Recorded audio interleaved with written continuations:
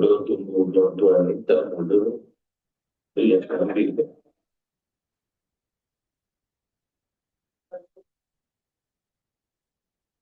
Oh, sebab saya tak ada datuk. Kalau ada datuk, boleh ambil itu, kena.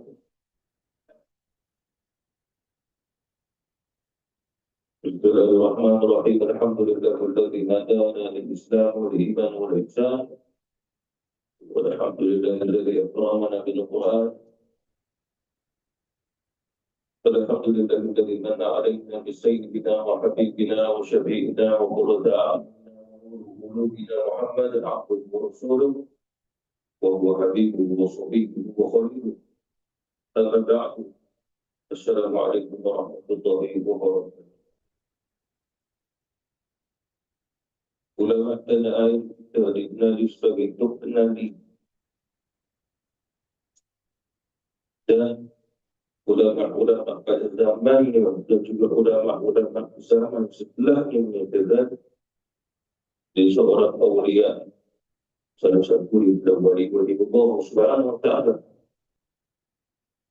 Dan pendidikan beliau itu di Mekah Al-Mukarramah. Walaupun mungkin pada zaman yang dia tidak dikenali, akan tetapi yang perlu diketahui begitulah Allah pada sunnahnya menyembunyikan kewalian sebagai di antara untuk hamba-hamba. Apa maksudnya? Tak ramai mengenali untuk kenali sebagai wali. Sewaktu dia belajar di Mekah, ada ini dia ikut syekh sampai ke masjid. Jadi syekh ini adalah seorang ulama besar pada ketika itu. Bila saja dia belajar ini baru segi al-Azhar berpendidikan banyak soalan. Jadi syekh yang pada Tok Kenali yang jawab soalan ini, dia akan jawab dalam bahasa apa? Kecil kreatif bahasa Arab. Dan seluruh kepada soalan dijawab itu Kenali secara lengkap, jelas, luar biasa. Itu dia. Sehingga nanti meninggalkan pada kita satu kitab yang bernama Qamarul Huda.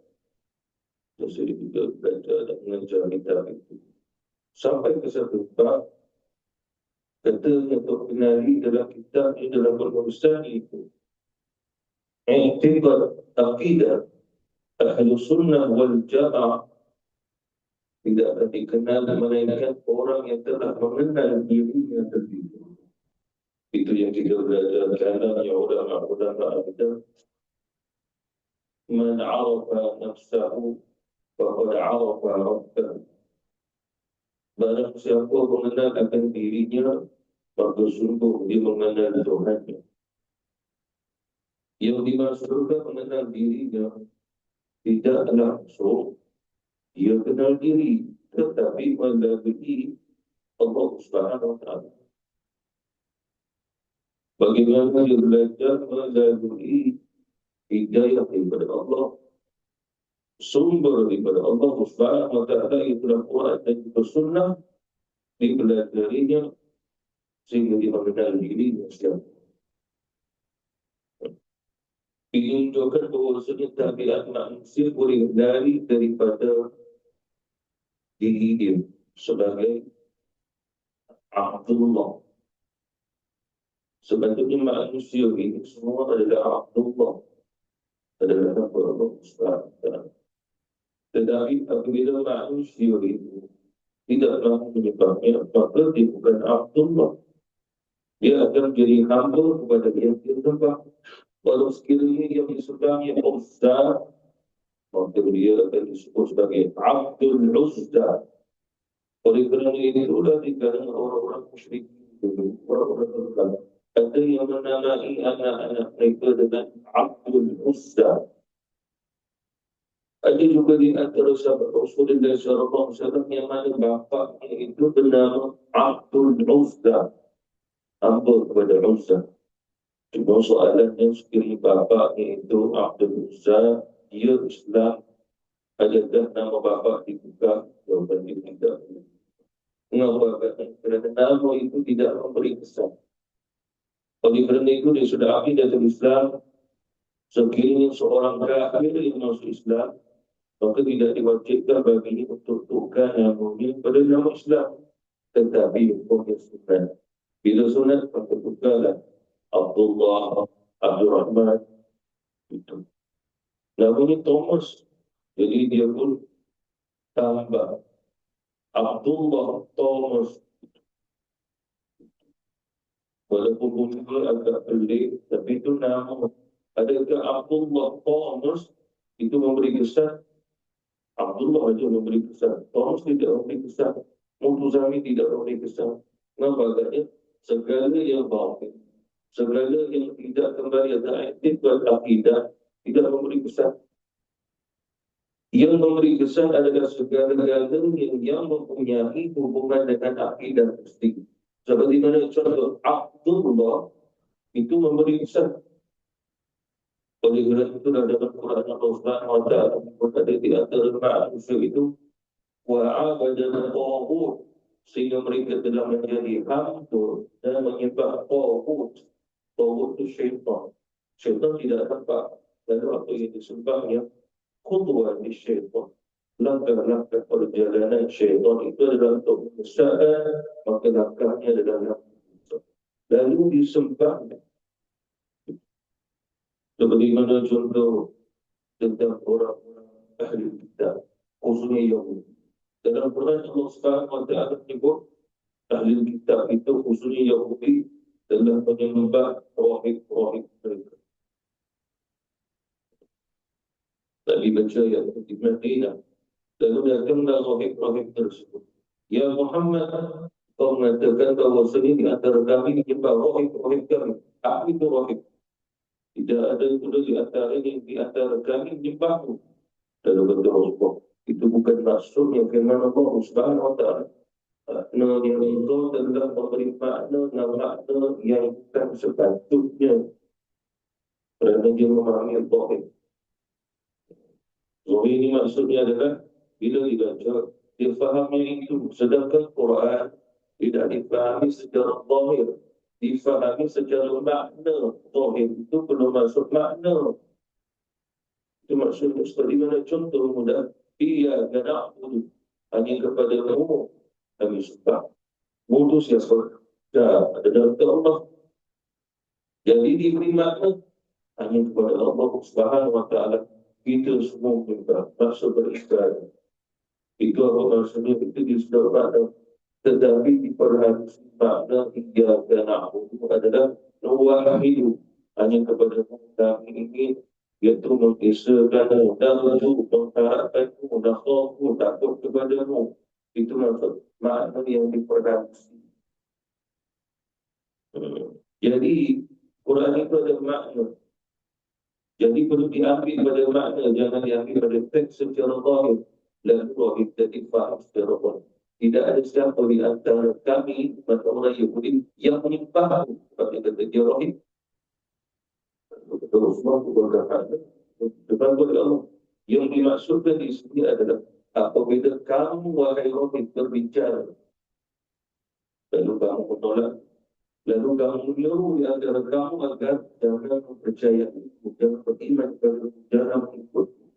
Lalu mereka pun takut, mereka pun ikut, mereka pun taat kepada kamu. Maka itu sama seperti mana kamu telah, mereka telah menyembah kamu. Itu maksudnya. Alam ta'amadu ilaikum ya bani Adam an ta'budu syaitan innahu lakum aduwwun mubin. Allah telah menyatakan bahawasanya kepada anak-anak Adam, jangan kamu sembah syaitan. Syaitan itu sendiri kita tidak pernah lihatnya, lalu bagaimana jika dalam menyembah? Jadi maksudnya adalah mengikut gerak-geriknya, perjalanannya, etikotnya, sehingga kufur dan syirik pada Allah. Tidak mau beriman, tidak mau Islam. Itu maksudnya. Bukan berarti maksud sembah di sini memujanya, memuji-mujinya dan sujud kepada. Tidak demikian. Jadi kembali pada perkataan untuk kenali iktibar akidah. Khususnya akidah dari sunnah wal jamaah tidak akan dikenal makna ma'rifatnya akidah ini melainkan bagi mereka yang telah mengenal diri. Dan dulu bagaimana kita nak mengenal diri? Kita akan mengenal diri tidak lain kerana Allah dan yang mengajar untuk kenal diri. Rasulullah pun datang beritahu kamu siapa. Jadi bukannya kita sendiri boleh kenal diri kita kerana apa? Kerana tak ada ilmu. Bagaimana nak tahu diri kita ni siapa? Orang yang belajar, tidak akan tahu manusia itu ada apa. Bahkan khusus perut manusia kaji berapa panjangnya berkilometer. Khusus perut kita. Dalam jantung ada apa? Dalam saluran darah ada apa? Bahkan sama peringkat ini darah kita ini darah O ke, darah E ke, E minus ke, E plus ke. Jarang kita ada darah E plus.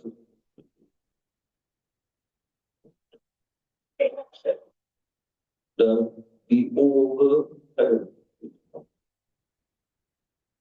Digaji orang. Jadi bagi mereka yang bertanya. Tapi ini bukan maksud mengenal diri. Dan tahu darah dia darah O. Itu bukan maksud mengenal diri. Yang dimaksudkan mengenal diri adalah status dirinya yang sebenar. Status dirinya yang sebenar. Dia hamba Allah. Allah yang menciptakan. Dan mengenal juga asas-asas akidah. Bila dia belajar asas akidah, dah bermula baginya mengenal diri.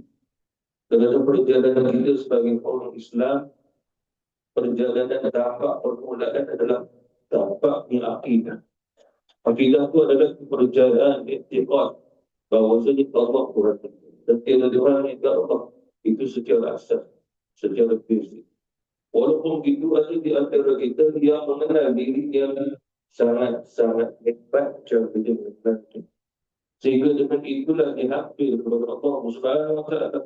Maksudnya ini Abdullah. Sesungguhnya itu aku adalah Abdullah.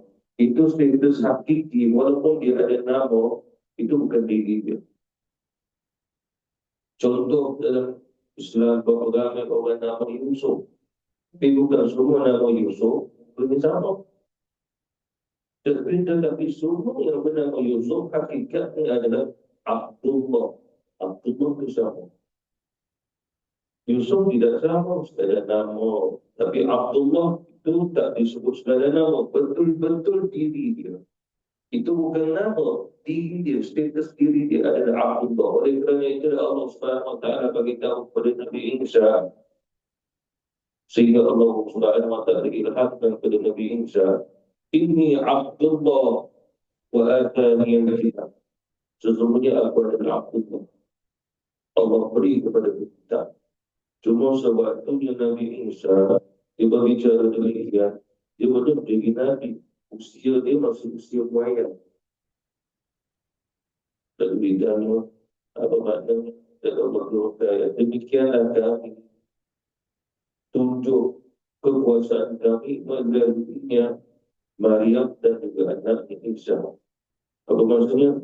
Kan luar biasa itu Maryam, dia tidak ada suami, tapi Allah beri anak. Isa alaihi wasallam dia ada bapa, ada ibu, tetapi kedua biasaannya kerana dalam usia kuat berbicara seperti mana berbicara seorang Nabi. Itu Nabi Isa, maka status dia waktu dia dalam keadaan bayi tetap ini Abdullah. Jadi ini Abdullah, ini pengetahuan untuk siapa orang yang bernama Abdullah, sehingga dia juga kena jadi ini Abdullah. Jadi dia kena kenal dirinya sebagai Abdullah. Statusnya Abdullah adalah Allah. Statusnya Abdullah adalah Allah SWT telah menetapkan penciptaan dari kita. Itu. Dalam akidah, selain pada ahli sunnah wal jamaah, ada jabariyah, ada qadariyah. Kita tu kena, kita tak jadi jabariyah, kita tidak jadi qadariyah, kita di antara duduk tenang. Maka ini juga disebut oleh imam ataupun Tuhan. Apa akidah jabariyah, akidah jabariyah, tetap Allah tidak.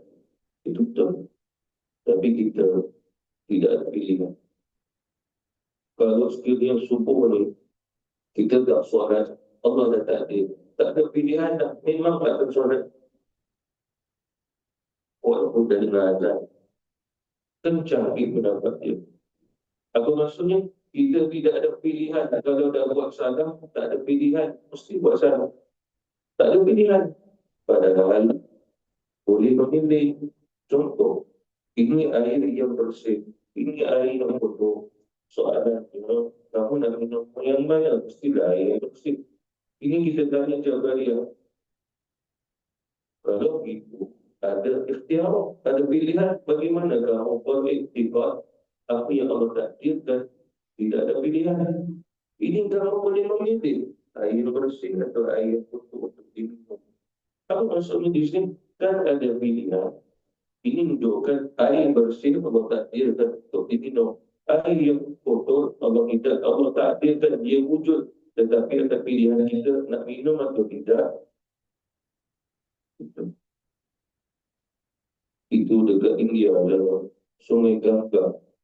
Dibuangnya abu orang mati, dibuangnya bangkai, dibuang itu, buang ini. Ambil minum orang sana. Bahkan sungai yang tercemar paling kotor di Sungai Gangga. Masuk menyelam mandi. Sebab apa? Pada satu menyelam mandi, bila dia keluar daripada lepas dia mandi, dia bersih. Tak ada dosa. Tembel. Ideal. Mereka itu kerana dia tak ada Tuhan yang sebenar itu. Jadi Jabariyah akidahnya mengajar manusia memang tak cipta takdir. Kita kata memang betul. Tapi manusia tak ada pilihan. Apa maksudnya? Kalau buat Allah dah takdir kita. Tak ada pilihan. Kalau sekiranya rasa tak mau solat, Allah lah yang tetapkan kita tak solat. Tak ada pilihan dah. Tidur dan terus itu. Ini Jabariyah. Jabariyah. Qadariyah dia mengatakan Allah tak cipta. Semua takdir-takdir kita yang cipta. Allah cipta kita. Tapi dia tak cipta takdir. Contoh, nak pergi ke tidak, kita cipta. Sekarang kita pun boleh pilih nak atau tidak. Kerana kita yang cipta. Cipta apa? Cipta takdir. Cuma soalan kita tanya kepada mereka. Satu soalan mudah tentang usia dan umur. Kamu cipta ke Allah cipta? Kalau kamu boleh cipta yang takdir, kamu boleh cipta umur kamu sendiri. Tengok muka dah tua, cipta dah bagi muda. Bila muda dah lama sangat, cipta dah bagi tua sikit. Jangan tua sangat-sangat. Nanti tak ada dominan. Bila gigi dah lorong, cipta dah bagi gigi tumbuh balik. Tadi yang tak boleh jawab. Sebab mereka mengatakan manusia pencipta takdir. Dan manusia pencipta pilihan. Ahli sunnah wal jamaah menyatakan apa? Ahli sunnah menyatakan seluruhnya dalam kehidupan zahir atau batin kehidupan manusia ciptaan Allah. Qadariyah pun memang mengatakan ciptaan Allah. Dan Jabariyah, Qadariyah kata Allah tak cipta itu. Allah cipta apa? Allah SWT cipta sesuatu yang wujud dengan zat diri manusia. Tapi kalau manusia itu nak bangun, maka itu Allah tak cipta. Kita cipta sendiri. Itu Qadariyah. Ahli sunnah wal jamaah juga menyatakan bahawa sebenarnya manusia ada al-ikhtiar. Dia boleh pilih.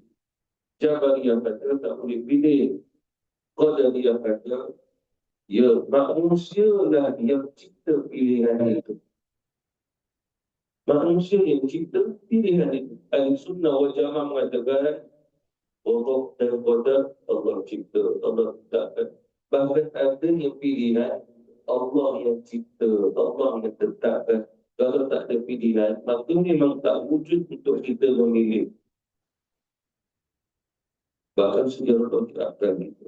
Segala-galanya yang boleh dikatakan kehidupan ini ada yang ikhtiar pilihan. Itu di sunnah wal jamaah. Betul pun. Cuma kita tak kata pilihan kita yang cipta. Begitu juga tentang yang takdir.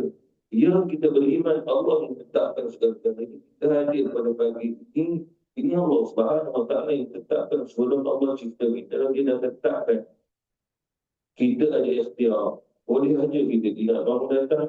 Boleh saja kita solat di rumah. Tetapi kita pilih untuk datang kerana apa? Kerana hidayah dari Allah.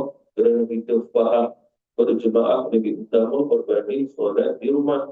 Solat di rumah, dia tidak kata haram, dia tidak kata makruh, dia tak kata salah, bahkan menyebabkan masuk neraka sebab solat fardu di rumah. Tidak. Tapi kerana ada yang fadilat, bahkan besarnya khasiat, hikmah, ganjaran, martabat, derajat, dan juga ini itu. Ini betul dari sunnah wal jamaah. Jadi yang inilah maksud kenali, bukan sekadar kenal diri, tapi dia mesti kenali cara akidah dari sunnah wal jamaah. Jangan dia kenal diri cara Jabariyah, jangan dia kenal diri cara yang Qadariyah. Disebabkan gini, umat Islam memang tak menafikan kita kena kenal diri. Cuma masalah kita tidak kerja akidah walaupun asal, dia kenal diri cara dia. Ini cara saya dalam mengenal diri saya sendiri. Akhirnya dia pun bahas dalam cara ma'rifatun nafs, mengenal diri. Kita pun baca. Bila kita baca, penulisannya bertentangan di istilah akidah dan syariat. Cara nak mengenal diri bertentangan. Mengapa agaknya bertentangan? Kerana sifat pencipta itu wujud. Sebab manusia tak boleh nak cipta apa-apa. Tapi dia baginya mengenal diri adalah manusia boleh cipta sesuatu. Cipta sesuatu. Cipta yang adalah mewujudkan sesuatu yang tak pernah Allah wujudkan. Itu bertentangan di sudah ada dalam semua jamaah. Mustahil kita boleh berfikir tentang sesuatu yang Allah tak pernah tetapkan apa yang kita nak fikir.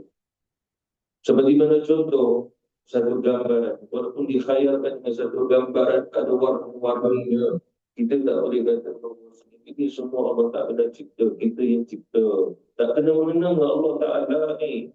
Itu kata dia. Salah dia sudah tidak ada sunnah. Seperti pada contoh ada seorang itu dia mengatakan, Pak Tuhan, kita boleh cipta Tuhan dalam diri kita. Cipta Tuhan untuk diri kita. Apa maksudnya? Masing-masing diri boleh cipta Tuhan yang sendiri. Kan saya lagi sudah akidah dari sunnah wal jamaah. Jadi jangan sampai nak kenal diri cara sendiri. Bila kenal diri cara sendiri itu yang bawaan itu sesat tanpa disedar. Sesat tanpa disedar. Ini bahagian yang pertama. Bahagian yang kedua bahawasanya kehidupan menurut barang kita mesti berdasarkan asas akidah yang sempurna adalah atas kalimah La ilaha illallah. Kerana semuanya ilmu Islam dasarnya kembali kepada La ilaha illallah. Kerana La ilaha illallah tidak ada ikhtilaf, tidak ada khilaf. Keduanya berbeza. Ikhtilaf ini adalah perbezaan pendapat di antara ulama setelah mereka beristihad. Tetapi walaupun banyak pendapat, semua meraihkan pendapat ini secara harmoni, tak menolak. Itu ikhtilaf. Contoh ini, Imam Malik ada fatwa, Imam Syafi'i pun ada fatwa. Tetapi fatwa Imam Malik, kita sebagai umat Islam dan mazhab Syafi'i, kita pun tak tolak fatwa Imam Malik. Sebab Imam Malik berfatwa pada malam pertama Ramadan seseorang boleh niat untuk puasa sebulan. Jadi malam kedua sampai malam akhir Ramadan maka tidak perlu niat lagi. Sebab dia dah niat untuk puasa sebulan terus pada malam pertama Ramadan. Ini fatwa Imam Malik. Imam Syafi'i berfatwa hendaknya seseorang yang berniat pada setiap malam. Ya. Akhirnya kita yang bermazhab Syafi'i, ulama-ulama dalam mazhab Syafi'i pun cantumkan keduanya. Oleh kerana itulah kita ada niat sebulan, kita ada berniat pada setiap malam. Oleh kerana itu selamat. Sebab di antara kita ada yang lupa nak niat pada waktu malam, maksudnya adalah sebelum hilang subuh, tapi dia selamat sebab dia dah ada niat yang sebulan tadi. Ya, sebabnya kita, kalau tak ada niat, zero tanpa niat, maka memang tak ada puasa lah tadi. Itu memang dia Rasulullah SAW. Mana nak boleh berukur dan makna hadir Rasulullah. Jadi ini ikhtilaf. Manakala khilaf, kalau dah dia ada pendapat, maka dia tidak akan ambil pendapat orang lain. Dia kena tolak. Saya berpegang ini. Seperti mana contoh Imam Syafi'i berkata, hendaklah makmum, walaupun dah dengar surah Al-Fatihah imam, dia kena baca juga Fatihah. Imam baca Fatihah, dia pun kena baca. Kerana Maliki Hambali, kalau telinga dah dengar baca surah Al-Fatihah imam, dia tak perlu dah nak baca lagi. Sebab baca imam untuk dia juga. Maknanya yang itu, rukun qawli, untuk dia juga. Kerana Allah berfirman, "Idza quri'a al-Quran fastami'u lahu." Apabila saja Quran dibacakan, hendaklah kamu dengar. Kamu kena lihat la'alakum turhamun. Begitu juga hadis Rasulullah, apabila imam membaca, makna kamu dengar baca imam tetap, maka kamu diam. Apa maksudnya diam? Tunggu. Yang pertama adalah tak perlu baca langsung. Imam Syafi'i berpendapat diam adalah waktu imam baca, kamu jangan baca, diam dulu. Lepas imam dah selesai baca, baru kamu baca. Siap. Diam-diam baca. Sim. Dan perlahan. Dengar seorang-seorang. Ini ikhtilaf. Bukan ini khilaf, bila khilaf, maka kita dalam mazhab Syafi'i tak boleh nak berpegang nanti di mazhab. Kita tak kata kita tolak, kita tak kata salah, tak, ini khilaf. Maka kita kena pakai yang kita mau tak mau, kita pun kena baca Fatihah. Kerana berpegang dengan hadis seperti Imam Syafi'i dan solat dalam yaqra' bi Fatihah kitab. Tidak ada solat barang siapa yang tak baca Fatihah. Itu kitab surah Al-Fatihah. Jadi Imam Syafi'i memaknai hadis ini, imam, orang solat berjamaah, orang yang solat sendiri, wajib kena baca. Ini nama khilaf. Okey. Tetapi semua imam ini tidak ada khilaf dan ikhtilaf pada la ilaha illallah. Tidak ada. Itu bahasa ilmu Islam, walaupun ada ikhtilaf, perselisihan pendapat, la ilaha illallah, tidak ada perselisihan. Oleh kerana itulah umat Islam perlu kembali pada dasar yang tiada perselisihan, kata la ilaha illallah. Apa maknanya? Ya, di sudut syariat, amal-amal Islami mungkin kita khilaf, tapi di sudut akidah kita tidak khilaf. Kita bersama mereka kerana akidah kita sama. Walaupun mungkin solat itu berbeza, dia solat tangannya lurus, kita ada qiyam. Dia solat kena wajib baca surah setelah surah Al-Fatihah, kita surah setelah surah Al-Fatihah sunnah. Hanafi wajib. Kalau dia dah mula pilih pada Fatihah, dia mesti baca juga surah pendek atau 3 ayat pendek. Itu wajib dalam mazhab Hanafi. Tetapi dalam hal ini, khilaf-khilaf itu sebenarnya adalah untuk melihat luasnya makna Islam.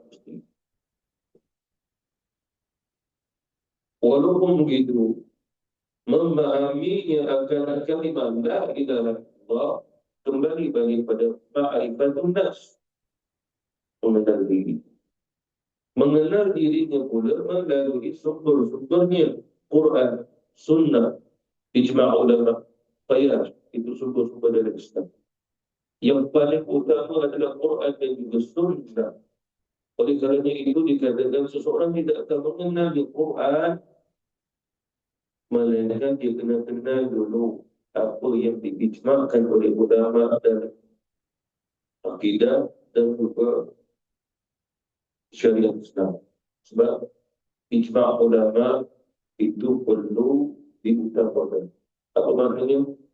Kesepakatan seluruh ulama-ulama Islam. Contoh, ulama kita pun dah sepakat. Solat yang Allah fardukan 5 kali sehari semalam. Itu aja. Tidak ada kurang, tidak ada lebih. Puasa yang Allah fardukan adalah puasa yang pada bulan Ramadan. Itu tetap. Tidak ada bulan yang lain yang penuhnya 30 hari. Kurang sekadar 29 hari. Jadi jangan puasa 28 ataupun 31. Apa tak lebih 30. Sebab ada di antara kita di puasa 27 hari je. Tetapi kita kena tahu 27 hari sebenarnya bukan pengiraannya, pengiraan kita. Sebab kita sekarang ni baru 27 Ramadan. Orang itu besok raya sebab dia dah selesai 30 Ramadan. Sebab pengiraannya bermula daripada pengiraan awal 100 tahun dulu berbeza dengan orang lain. Seperti mana di Indonesia, itu pasal tak ada Majlis Fatwa. Di sana katanya sesat. Melainkan Tok Kiai kata besok raya sebab saya telah nifun Allah Ta'ala. Allah kata besok raya. Nifun. Kan dia ditanya, itu pasal di Indonesia ada yang berpuasa, kita yang kira 27. Tapi bagi mereka kami dah berpuasa 30 hari. Sebab apa?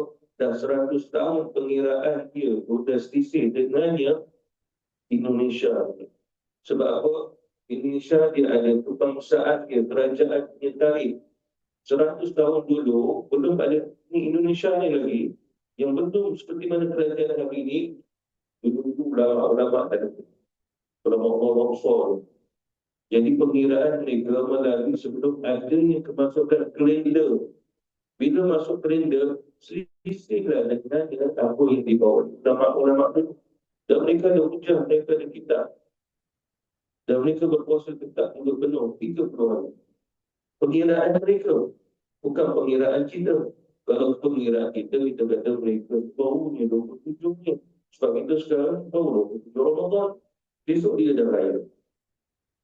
Itu besar kat sana. Mana ada tindakan daripada Majlis Papua Indonesia mereka ini sama. Tidak ada. Lembaga itu sebab mereka mengamalkan dah 100 tahun. Soalan tarawih 20 rakaat 7 minit pun tak boleh nak buat tindakan sebab apa? Dah 100 tahun dah dibuat di sana. Kita orang awam jangan masuk campur. Mana tahu dia soalan secara COVID kita nampak cepat ni macam tak ada kemanilah. Tapi dalam hari ini kita tak tahu ada dia sesuatu yang tersembunyi kita tak nampak. Ada satu tempat lagi, satu malam tarawihnya 30 juzuk, 5 imam. Kita beri pun. Dengar pun tak boleh percaya. Apa lagi nak ikut? Ya betul. Dia betul. Memang kat sana ada yang tarawih 30. Mula lepas Isyak. 5 imam. Tukar. Dia baca banyak ni. Sampai imam terakhir akan selesai. Habis betul 30. Dia buat berapa lama? 6 jam. Kalau 6 jam agak-agak kita di Indonesia pun pukul berapa tarawih ni. Kalau nak habis pukul 5 pagi tu, maknanya nak bermula mungkin nak pukul 10, pukul 9. Sana ada. Kita pun baca pukul 30. Juz amal, juz. Kita ajar Nasrullah rakaat pertama, rakaat kedua, qul huwallah. Tabat yada rakaat pertama, rakaat kedua, qul huwallah. Itu yang ada satu tempat tarawihnya 10 minit je. Tapi bila makan morning setengah jam. Buka puasa setengah jam. Masuk tarawih, ramai beribu orang datang sebab tarawihnya 10 minit. Kalau 10 minit, belum nampak sunnahnya. Sunnah Nabi bila-bila lama, terasa dengunya, terasa. Nabi sedikit bila solat, terasa semua. Bahkan buka kaki Nabi. Lalu datang orang ni, Ustaz, itu Nabi. Lalu kita kata, sahabat tu ikut datang. Itu sahabat, bukan. Tapi kita ni siapa? Kita sendiri. Apa maksudnya? Cara kita itu nak ringkas, nak cepat. Kalau boleh bila imam yang bertaranum baca lagu-lagu, syok sikit nak dengar. Dia nak ikut dia. Jadi bila nak ikut dia, ni yang dia dapat masalah. Sebab apa kalau dan imam tu tak baca macam dia nak, dia kritik lah. Apa? Dia kali cari imam lain lah. Sebab imam dia baca tak ada lagu. Cari imam yang ada lagu-lagu. Saya tak buat apa nak kenal lah. Ikut dia. Ini maksudnya dia betul mengenal diri. Orang yang mengenal diri kembali daripada sumber dasar utama. Itu. Itu kedua. Yang ketiga tentang ilmu yang akidah Islam yang mana dasar pada la ilaha illallah mengikut pada ma'rifah. Disebabkan contoh kita zikir Allah macam-macam zikir Nabi ajar dari zikir tauhid. Yang mana bermula dengan la ilaha illallah. Kemudian dilanjutkan Allah pun ada, Anta pun ada, Ana pun ada, pun ada. Itu yang ada zikir la ilaha illallah, la ilaha illa anta, la ilaha illahu, la ilaha illa ana. Tetapi perlu mengikut ma'rifah dia.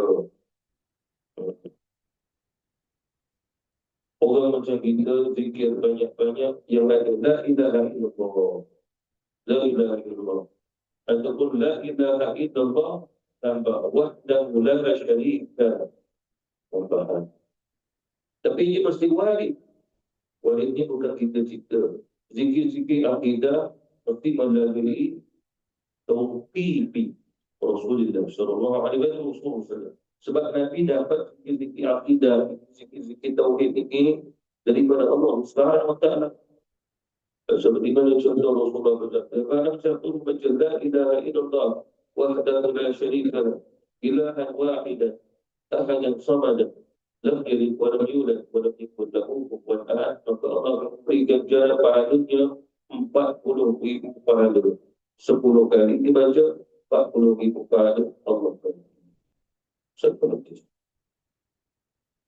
Yang lain daripada Rasulullah, la ilaha illallah wahdahu la syarika lahu, ilahan wahidan ahadan samadan, lam yattakhidh sahibatan wa lam waladan wa lam yakul lahu kufuwan ahad. Satu lagi dapat ditambah dengan al-awwal wal akhir.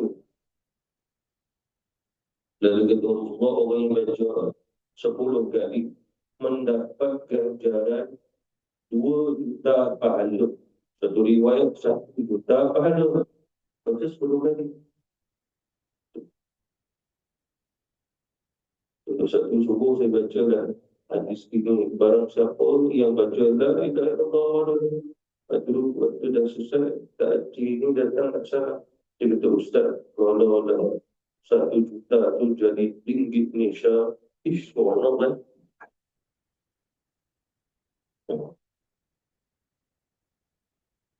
Kerja pun tidak, apa pun tidak. Baca 10 kali, buka telefon, tengok akaun. Allah dah bawa masuk bil ke belum? Tengok-tengok belum. Baca 2 kali. Pukul 9 pun masuk bil. Maknanya dia baca tu. Zikir dia nak naik ke langit, Allah nak terima, tu ambil masuk. Sebab pukul 9 pun masuk bil dari akaun. Jangan demikian. Disebabkan apa? Kerana Allah dah beritahu pada kalau tak perlu dah punya ulah. Dunia tidak ada apa buat kamu. Dunia ini bagiku hina. Jadi ringgit Malaysia hina, dolar Amerika hina. Hina ni apa? Tidak ada apa-apa di sisi Allah. Di sisi kamu memang kamu mahu sebab kamu telah meniadakannya, manfaatkannya antara kamu. Tapi dalam hal ini aku tidak pernah mengatakan bahawasanya ini adalah sangat manfaat buat kamu. Apa maksudnya? Yang memberi manfaat buat kamu adalah la ilaha illallah yang kamu baca. Sebab kamu akan selamat di akhirat. pahala yang aku beri itu sebagai satu syafaat untuk kaum selamat di akhirat. Itu. Jadi kalau dapat duit itu semua, kalau tak selamat di akhirat, tak jadi juga. Kita ini hidup sederhana, tapi mati kita ada kalimat La ilaha illallah. Istimewa dah tu. Daripada orang yang kaya, orang yang itu, orang yang ini, mati tidak ada La ilaha illallah. Sihat walafiat, makan sedap, tidur sedap, berak kencing pun sedap. Tapi mati tidak ada La ilaha illallah. Tapi orang itu bangunnya sakit, sesakit-sakit. Tapi matinya kan La ilaha illallah, itu hadiah yang besar. Kalau anak yang mati depan bapaknya La ilaha illallah, itu dah hadiah yang sangat berharga. Anak kepada bapak. Kalau bapak pula mati dan La ilaha illallah disaksikan dilihat oleh anak-anak istrinya, maka itu hadiah yang besar. Bapak kepada anak-anak dan istrinya, itulah hadiah. Sebenar-benar hadiah. Hadiah yang kita mahu pada anak kita bukan bagi harta, bagi rumah, bagi itu, bagi gelar. Anak kalau dah kaya, dia boleh bagi gelar, dia boleh bagi rantai, sama dengan rantai basikal. Duit banyak.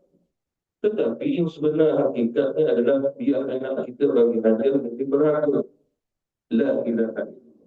Dia yang boleh baca Quran depan kita. Sebab waktu kita sakit agak, dia yang baca Quran. Lepas kita mati, dia pun baca Quran. Kita nak anak itu. Itulah nama anak yang saleh, yang mendoakan bagi ibu bapanya. Kata ulama, bukan Allahumma gfir lana. Maksud anak yang saleh yang mendoakan adalah dari kitab Allah Subhanahu wa ta'ala dan juga sunnah Rasul. Itulah doa syafaat ibu bapa. Kalau anak tu tak solat, anak tak puasa, dia pun doa. Dia perlu ibu bapa. Tak doa. Kenapa fahamnya tu? Itu yang Nabi kata, anak yang saleh. Kalau saleh, maka betul lah tidak ada syariat. Itu boleh doa. Kalau sekiranya doa anak kepada ibu bapa, dia tak semayang pun dia boleh doa. Tapi Nabi kata anak yang saleh. Jadi bila masuk saleh, maka ini bukan makna umum, ini makna khusus. Jadi sudah kena.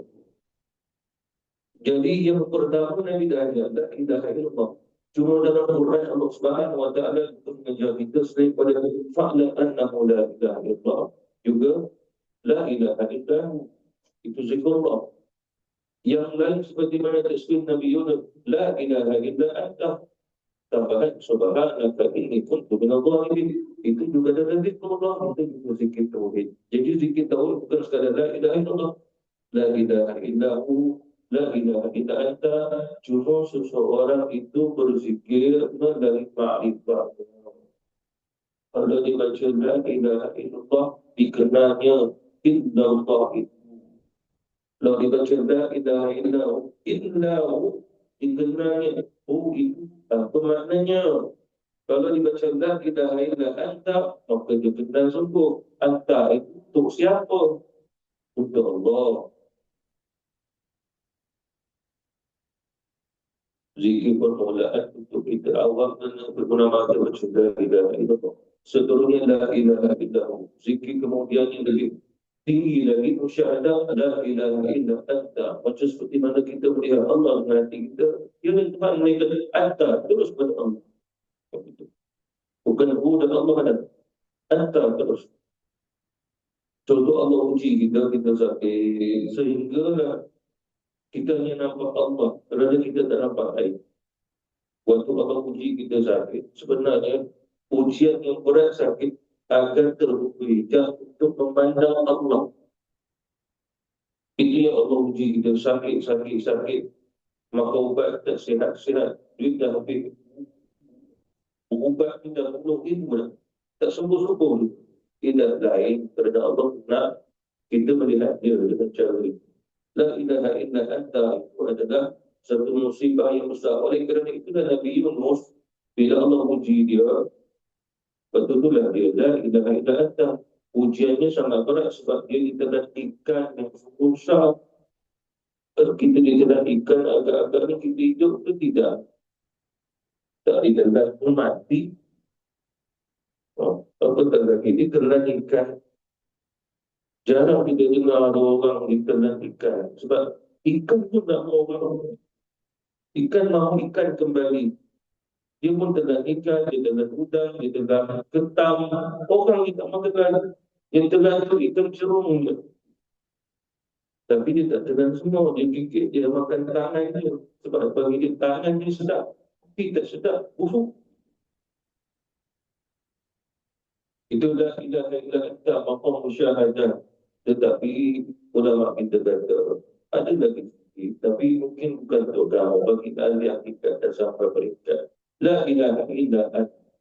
Sebab tu Al-Quran, la ilaha illa anta fattahu, la ilaha illa anta fa'budni, la ilaha illa anta fa'budun. Lalu soalan kita, la ilaha illa anta adakah sebuah, la ilaha illa anta adakah sebuah zikir?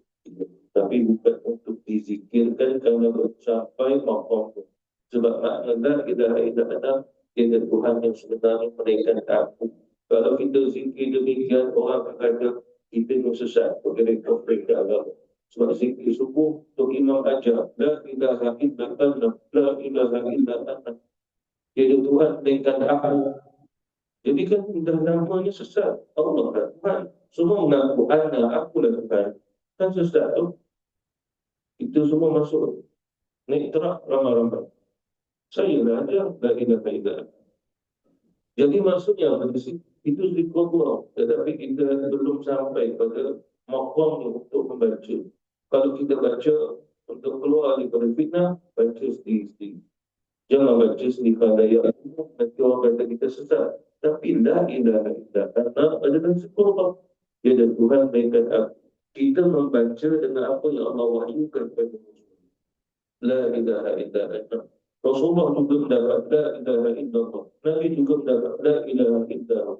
Nabi juga mendapat la ilaha illa anta. Nabi juga mendapat la ilaha illa anta. Itu semua wahyu jadi zikrullah. Cuma mengikut pada martabat atau mengikut pada fahaman kita dalam akidah Islam. Itu sebagai penutup agar kita mengetahui bahawa ini adalah zikir kita, ini adalah zikrullah. Cuba disesuaikan dengan makrifah kita setelah kita benar mengenal diri kita siapa.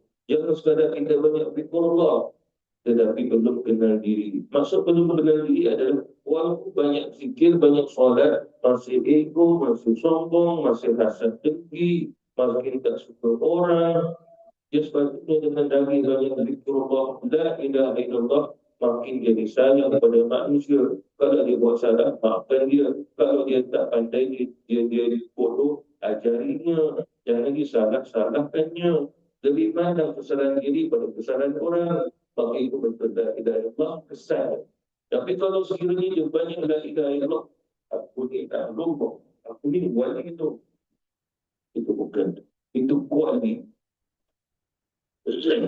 Wallahu ta'ala a'lam billahi taufiq wal hidayah. Wassalamualaikum warahmatullahi wabarakatuh.